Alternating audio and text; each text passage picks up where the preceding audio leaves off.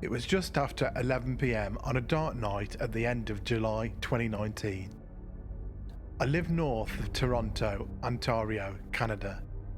My house is on the second to last street at the northern edge of town. Beyond the houses, the roads and the street lights, there's nothing but open farmland. The following morning was garbage day, so I stepped outside to take the bins to the curb. It was an ordinary night, at least it was supposed to be. As I walked outside, I noticed an orange light hovering just about the tree line. At first, I barely gave it any thought. I assumed it was a street light in the distance and carried on taking out the rubbish. But when I was finished, I looked back toward the light. Something had changed. It was bigger. That was the moment I began to realise it wasn't where I thought it was. It probably wasn't a normal light. Before I explained what happened next, there's something important about my background. When I was younger, I took up skydiving. Over the years, I completed a couple of hundred free-fall jumps, mostly from small aircraft. I became used to spotting planes at altitude and judging how they moved through the sky. I also grew up in Trenton, Ontario, an Air Force town. On the day my family moved there, a CF-101 Voodoo jet flew low over our house and buzzed us. I was only 7 years old, and I remember thinking that maybe the pilot had seen the moving van and decided to welcome us to town. From that moment on, I became fascinated by aviation.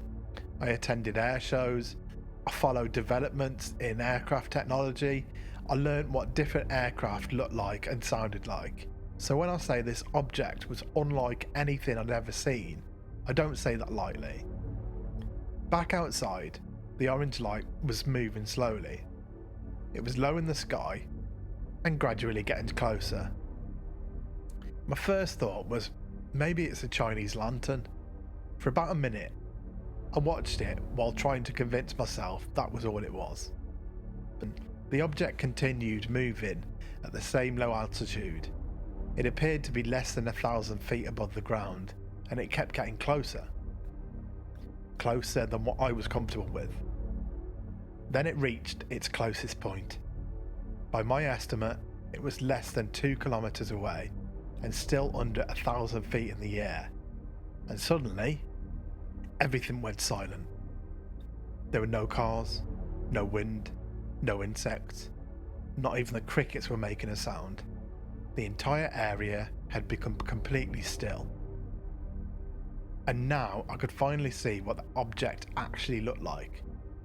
It was enormous, roughly the size of a house. The entire object glowed orange, but it wasn't glowing like a normal light. Its surface looked almost like molten lava. It appeared to ripple and move like boiling water. There were no bubbles, but across the surface I could see waves constantly flowing outward. Near the centre was a darker area. The best way I can describe it is like a bruise beneath the surface. The dark spot appeared to be the source of everything I was seeing. It looked as though the material covering the object was rising from that point, spinning outward and flowing across the surface. The entire craft seemed to be covered in powerful waves. They moved incredibly quickly. Each wave had sharp points, and they pulsed outwards from the darker area at a rapid, almost mechanical rhythm. The dark spot was the epicenter. Wave after wave moved across the surface, each one following the last by only a fraction of a second. Maybe 0.2 of a second between each wave. Around 4 waves every second. And when the waves reached the edge of the object, they didn't stop. They appeared to move around the other side. Everything moved together, perfectly synchronized. I stood there, watching something that looked less like a machine and more like a living object made of energy. But it wasn't behaving randomly. It was travelling with purpose. The object continued moving from north to south, it passed by my house and travelled for approximately another kilometre. Then something changed. It began to rise, slowly at first. The object climbed higher and higher until it was far above the surrounding landscape. I estimated that it would reach somewhere between 5,000 and 10,000 feet. By then, I was looking almost directly upward, and then it disappeared. There was no gradual fading, no visible movement into the distance. One moment the object was above me, the next moment it was gone. Immediately afterward, I heard a low but clearly audible popping sound. Then came 3 or 4 reverberations. The sound echoed through the silence. It was that the object had somehow vanished so quickly that the atmosphere had rushed in to fill the space it had left behind. I don't know if that explanation makes sense. It was simply the only thing I could think of after watching something disappear almost directly above me. The entire experience lasted about 3 minutes. I had tried to record it. I managed to capture approximately 30 seconds of the video, but my phone camera was nowhere near capable of recording what I could see with my own eyes. On the footage, the object looks like a small point of light, almost like a star. None of the detail is visible. You can't see the rippling surface, you can't see the darker area, you can't see the waves moving across it, and the movement visible in the recording was caused by my hands. The object itself wasn't moving erratically. I wish the camera had captured what I saw, but it didn't. It never does. After the experience, I reported the sighting to MUFON.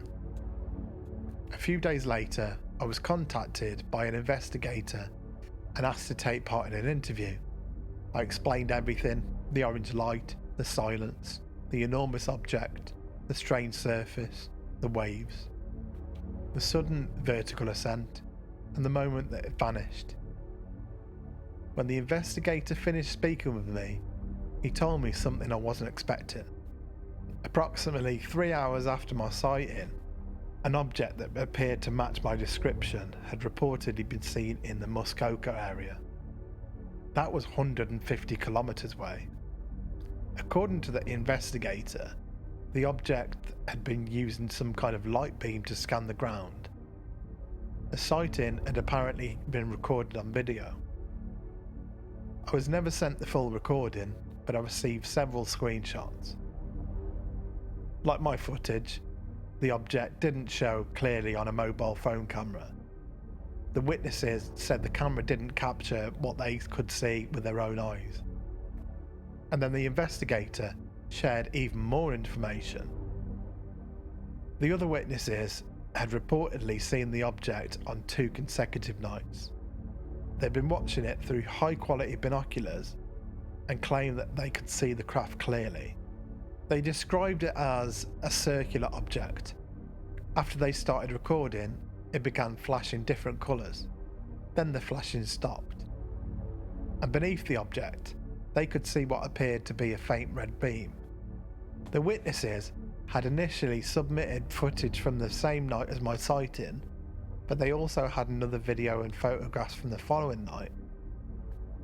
Because the object had appeared twice, the investigator suggested an experiment.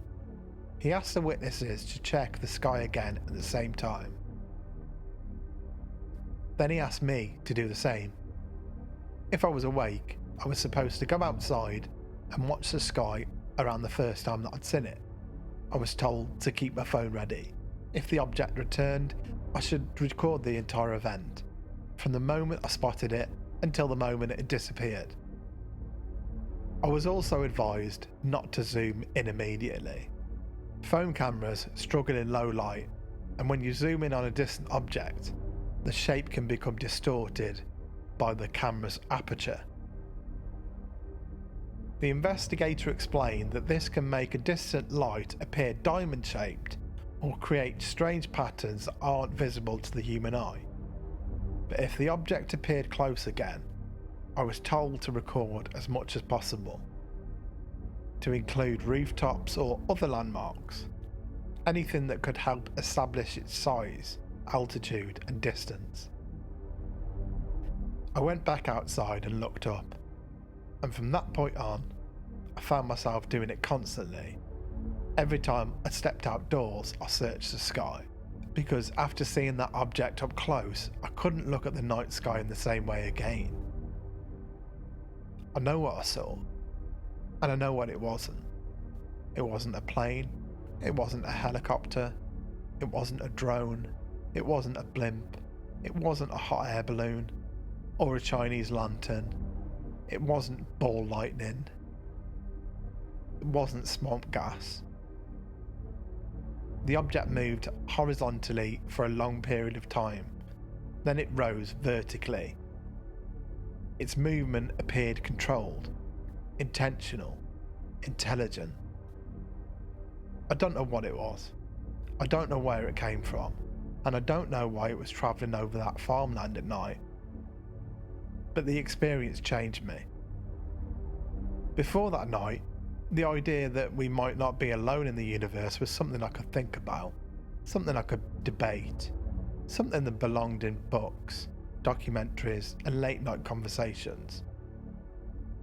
After that night, it felt different, because I'd seen something that I couldn't explain, something enormous, something silent, something that appeared to move with purpose, and whatever it was, it made me realise just how much we don't understand. Now, whenever I look up the night sky, I remember that orange object, the rippling surface, the strange waves, the silence, and the moment it disappeared directly above me.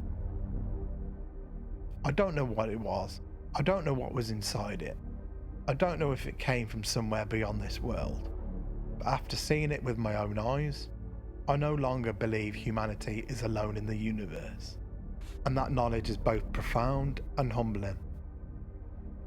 Because somewhere above us, there may be things we haven't discovered yet, things we don't understand, things that may be already watching us. And perhaps the most unsettling question isn't, what did I see? It's this: what if it comes back?